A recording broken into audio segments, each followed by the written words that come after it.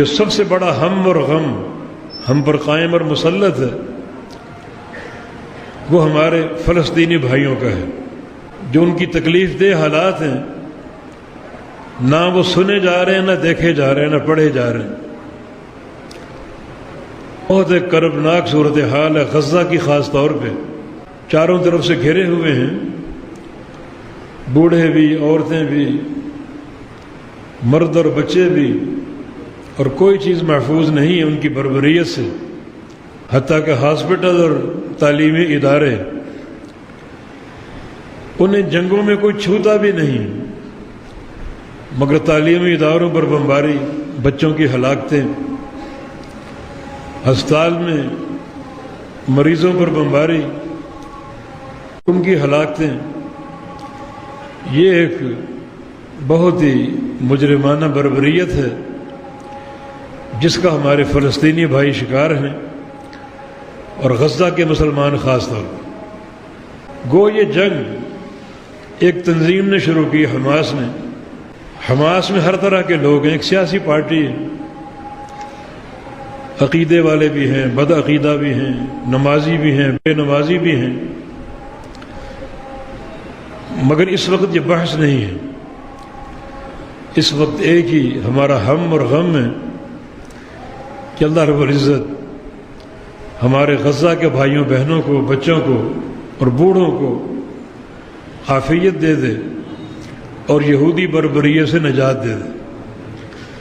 اسی کے لیے دعا، اسی کے لیے تعاون۔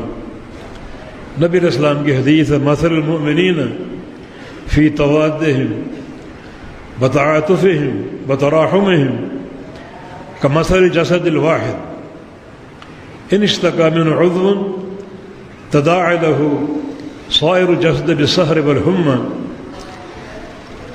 مسلمان جو ہیں، خواہ وہ مشرق کے ہوں، مغرب کے ہوں، شمال کے ہوں، جنوب کے ہوں، سارے مسلمانوں کی مثال جسد واحد کسی ہے، ایک جسم کی۔ سارے مسلمان عربی ہوں، عجمی ہوں، گورے ہوں، کالے ہوں، مشرق کے ہوں، مغرب کے ہوں، شمال کے ہوں، جنوب کے ہوں، سب کی مثال ایک جسم کی سی ہے۔ جسم کے ایک عضو کو اگر تکلیف ہو، آنکھ میں درد ہے تو سارا جسم رات بھر جاگتا ہے اور اس تکلیف میں تڑپتا ہے۔ کان میں درد ہو تو جسم کو نیند نہیں آتی، راحت نہیں ملتی، رات بھر تڑپتا ہے اور وہ کالی رات ڈھلتی ہی نہیں ہے، لمبی ہو جاتی ہے، اور مسلسل ایک کلفت اور اذیت کا بندہ شکار رہتا ہے۔ یہ مثال مسلمانوں کی ہے، مومنین کی ہے، جسد واحد کی مانند ہیں۔ کوئی مسلمان خواہ وہ عرب میں رہتا ہو تو عجم کے مسلمان اس کی تکلیف کا احساس کریں، اور اگر وہ مشرق کا ہے تو مغرب کے مسلمان اس تکلیف کا احساس کریں۔ اور نبی علیہ السلام کی ایک حدیث ہے، من لم یحتم بامور المسلمین فلیس منہم، جو بندہ مسلمانوں کے امور کا اہتمام نہ کرے، ان کے دکھوں کی داستانیں سنے، ان کی پریشانیوں کے احوال سنے اور کچھ بھی محسوس نہ کرے اور ان کے تعاون پر آمادہ نہ ہو، تو وہ ہم میں سے نہیں ہے، مسلم جماعت سے نہیں، مسلم امہ سے نہیں ہے۔ تو تعاون کی شکل کیا ہے؟ تعاون جسمانی بھی ہوتا ہے، مالی بھی ہوتا ہے، اور اگر یہ ممکن نہ ہو تو دل میں اپنے ایک صدمہ محسوس کرے، اذیت محسوس کرے، ان کی کربناک صورتحال پر پریشان رہے اور پریشانی کے عالم میں دعائیں کرے۔ بالخصوص جو قبولیت کے اوقات ہیں، پچھلے پہر رات کے جب ایک تہائی حصہ باقی بچتا ہے، یہ سجدے میں، رکوع میں، یہ اذان اور اقامت کے درمیان کوئی بھی جو اجابت کے اوقات ہیں ان میں دعائیں کرے۔ جب اسے معلوم ہے کہ افطار کے وقت کی دعائیں قبول ہوتی ہیں تو نفلی روزے رکھے، اور وقت افطار اپنے بھائیوں کے لیے دعا کرے، غزہ کے مسلمانوں کے لیے دعا کرے، یہ ایک اہتمام ہے۔ اگر جسمانی طور پر شراکت ممکن نہیں ہے اور نہ مالی تعاون بھیجنا ممکن ہو، تو پھر قلبی کیفیت اور یہ غم اس کے دل میں مسلسل سوار رہے، اور نتیجتاً وہ دعائیں کرے ان کے لیے کہ اللہ تعالیٰ انہیں ان مظالم سے بچائے۔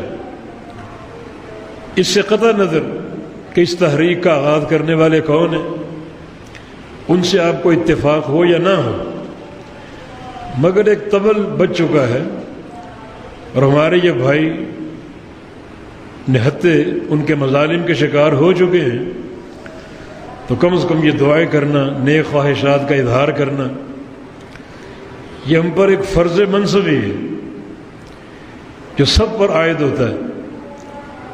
قبولیت کے اوقات کا قصد کرے، تلاش کرے۔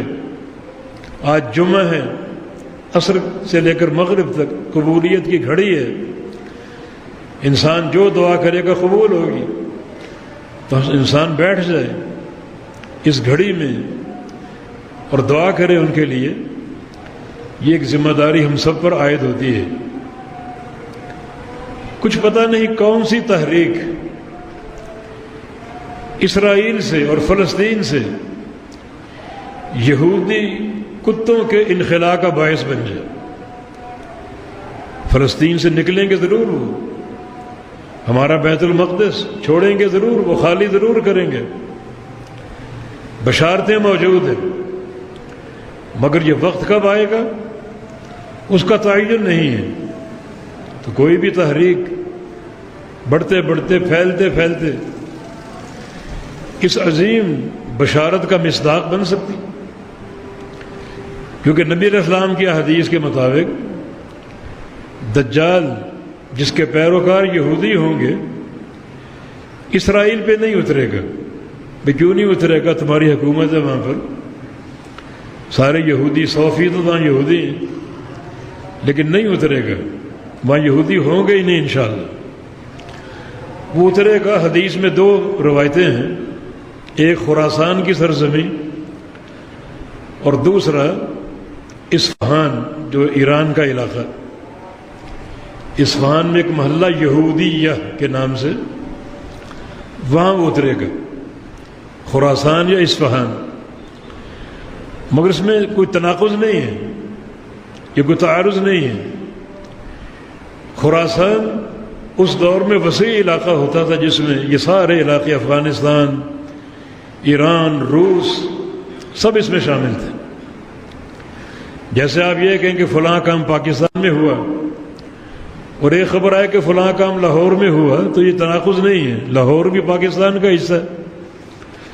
تو اسی طرح اصفہان خراسان ہی کا حصہ ہے، ایران ہی کا علاقہ ہے، اور ایران ہو، ہندوستان ہو، افغانستان ہو، روس ہو، یہ سارے علاقے اس دور میں خراسان کہلاتے تھے۔ لیکن حدیث میں کوئی تناقض نہیں، اصفہان میں اترے گا، آئے گا، بلکہ اصفہان کے محلے یہودیہ ہیں، تو بھائی وہاں کیا لینے آئے گا؟ تیرے یہودی پٹھو تو ہیں اسرائیل میں، مگر انشاءاللہ مسلمان اللہ ان کو قوت دے گا، ان ناپاک وجودوں کو فلسطین سے نکالیں گے، بیت المقدس کو آزاد کرائیں گے، اسرائیل سے ان کا انخلاء ہوگا، اور پھر وہ کہاں جائیں گے؟ انہی علاقوں میں۔